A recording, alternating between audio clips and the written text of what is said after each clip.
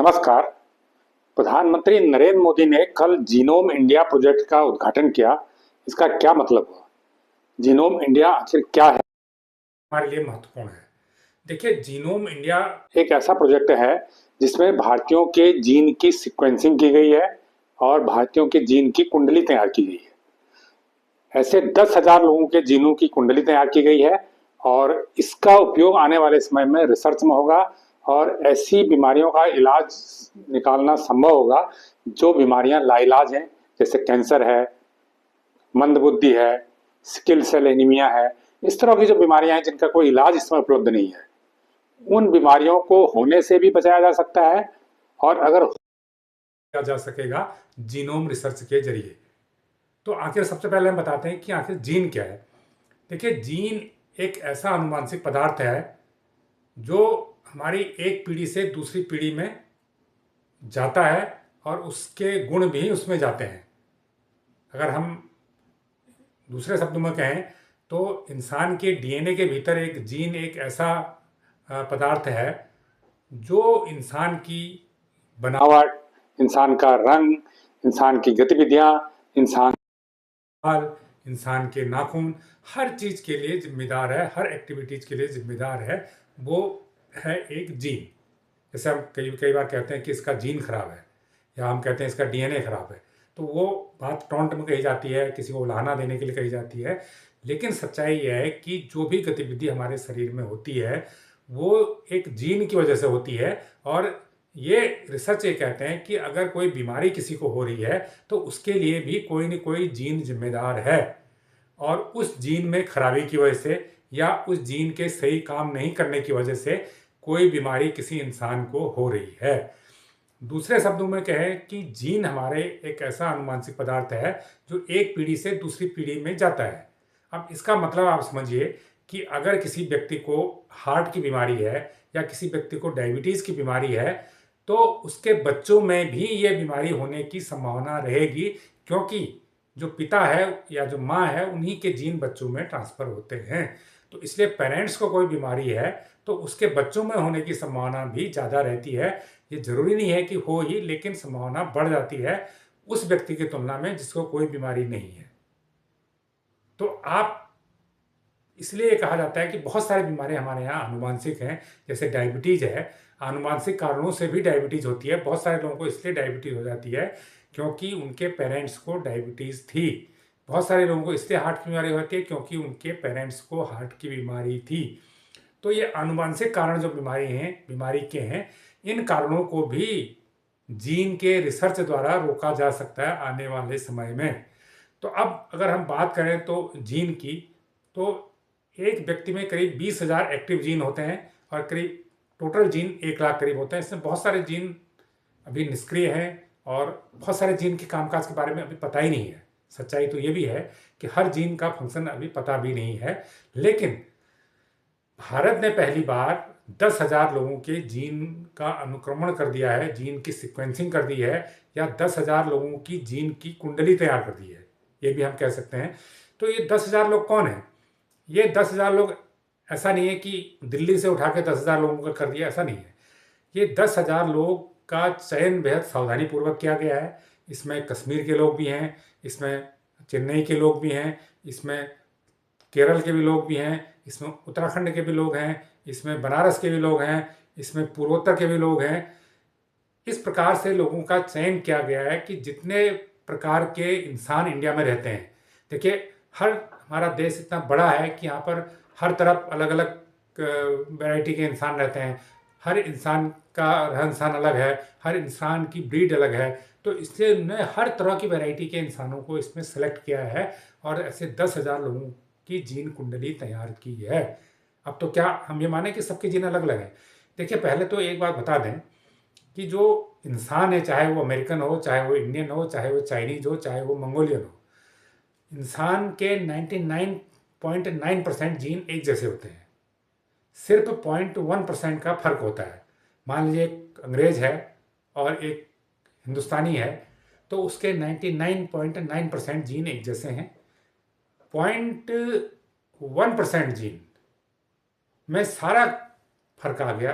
उसका कद काट भी अलग हो गया, उसका रंग भी अलग हो गया, उसकी हैबिट भी अलग हो गई। तो 0.1% का फर्क होता है। इससे भी रोचक बात यह है कि अगर हम इंसान और चिंपांजी के या बंदर के जीन की बात करें, बंदर पर तो स्टडी नहीं हुई है, चिंपांजी पे हुई है, तो इंसान और चिंपैंजी के जीन भी 98.8% तक एक जैसे हैं।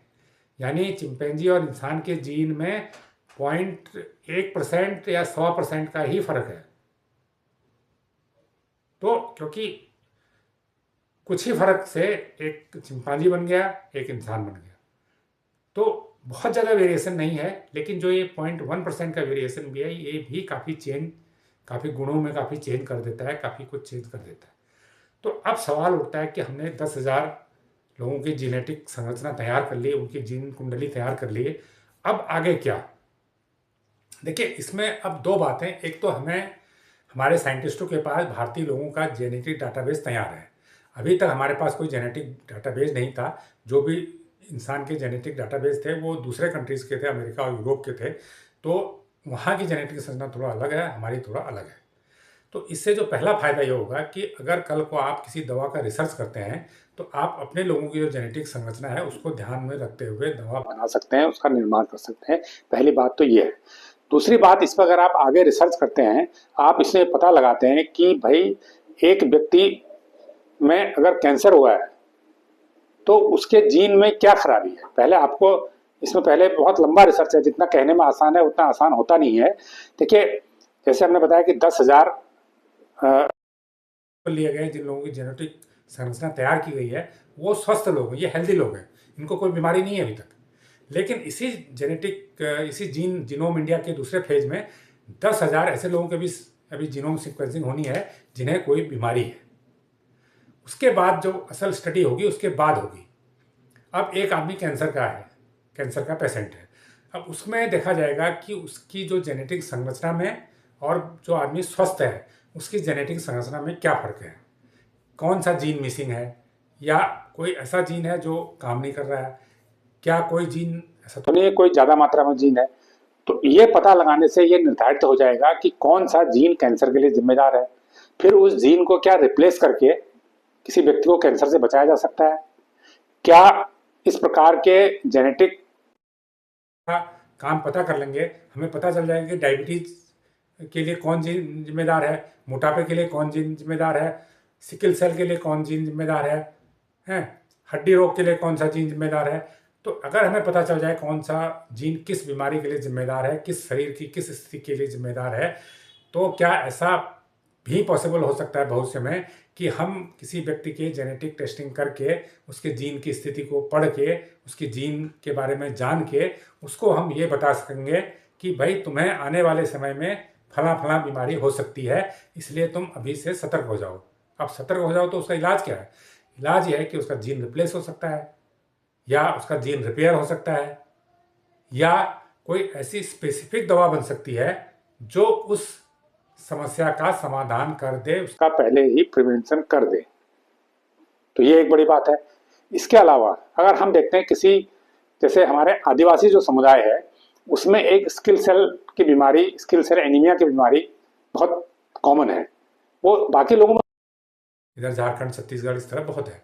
तो स्किल सेल एनीमिया ये होता है कि उसमें जो खून के जो कण हैं वो नुकीले से हो जाते हैं और वो फिर उससे आगे बहुत दिक्कतें पैदा हो जाती है, प्रॉपर काम आपका जो ब्लड का सिस्टम है नहीं कर पाते। तो वो आदिवासियों में है। तो अब इसका देखिए, आपने प्रधानमंत्री का अगर भाषण सुना होगा, उन्होंने भी इसका जिक्र किया था अपने संबोधन में, जब वो जीनोम इंडिया प्रोजेक्ट का उद्घाटन कर रहे थे, तो उन्होंने इसका भी जिक्र किया था, स्किल सेल एनीमिया का, क्योंकि इसका कोई इलाज भी नहीं है। लेकिन अगर ये पता चल जाए कि किस जेनेटिक कारण से ये हो रहा है, तो हमारे वैज्ञानिक सीधे उस कारण पर ही हमला बोलेंगे और उसको ठीक कर सकते हैं। तो ये एक ऐसी बीमारी का जिसका कोई इलाज नहीं है, जो एक पीढ़ी से दूसरी पीढ़ी में जा रही है, दूसरी पीढ़ी से तीसरी पीढ़ी में जा रही है और वो अनंत काल तक सिलसिला चल रहा है, तो इसका निदान इसमें संभव हो सकेगा। और इससे भी बड़ी बात और क्या होगी, आने वाले समय में जैसे हम ब्लड टेस्ट कराते हैं वैसे ही जेनेटिक टेस्टिंग की लैब खुल जाएगी। अब आप स्वस्थ हैं, आपको लगा कि क्या मैं सब ठीक हूँ, आगे भी सही रहने वाला है, क्या मेरा कोई जीन खराब तो नहीं है, तो आप लैब में जाएंगे, ब्लड सैंपल देंगे या जो भी तरीका होगा आपका, वहां पर 2 मिनट में आपकी जीनोम में या 10 मिनट में, जो भी टाइम लगेगा, मुझे नहीं पता क्या टाइम लगेगा, आपकी एक जीन कुंडली बनकर आ जाएगी। आप अपना जेनेटिक टेस्ट करा के आ जाएंगे, और जैसे ब्लड टेस्ट में बताते हैं कि आपकी ये चीज़ बढ़ रही है, ये चीज़ घट रही है, यहाँ पर आपका लेवल बिगड़ रहा है, इस जीन में आपकी क्या खराबी है, तो फिर जब आपके पास पता होगा कि इस जीन में गड़बड़ी है, इससे क्या हो सकता है, तो उसके बचाव के उपाय भी हमारे वैज्ञानिक खोज लेंगे। तो जीन पे काफ़ी दुनिया में भी काम हो रहा है। ये तो हम अपने लेवल पे कर रहे हैं, भारत अपने लेवल पे कर रहा है और अपने लोगों पे कर रहा है, क्योंकि हो सकता है जो लोग जो जीन पे अमेरिका में काम हो, अमेरिकन लोगों पे जो काम हो, अमेरिकन लोगों की जीनोम स्टडी करके जो काम हो रहा हो, वो हमारे लिए उतना इफेक्टिव नहीं हो पाए। लेकिन जब हम अपने लोगों के जीनोम कुंडली को ध्यान में रख के उन पर काम करेंगे, उनके हिसाब से दवाइयाँ बनाएंगे, तो मुझे लगता है कि वो कहीं ज़्यादा इफेक्टिव होगा, वो कहीं ज़्यादा प्रभावकारी होगा। तो जीनोम प्रोजेक्ट बहुत अच्छी पहल है और एक आधुनिक पहल है, आज की ज़रूरत है, लेकिन इस पर अभी बहुत काम करना होगा और आने वाले वर्षों में इसके जो नतीजे हैं वो सामने आएंगे, वो दिखाई देंगे। तो ये जानकारी आपको कैसी लगी, ये वीडियो आपको कैसा लगा, हमें कमेंट करके ज़रूर बताएं। जो लोग इस चैनल को पहली बार देख रहे हैं उसको लाइक करें, सब्सक्राइब करें और शेयर भी करें। धन्यवाद।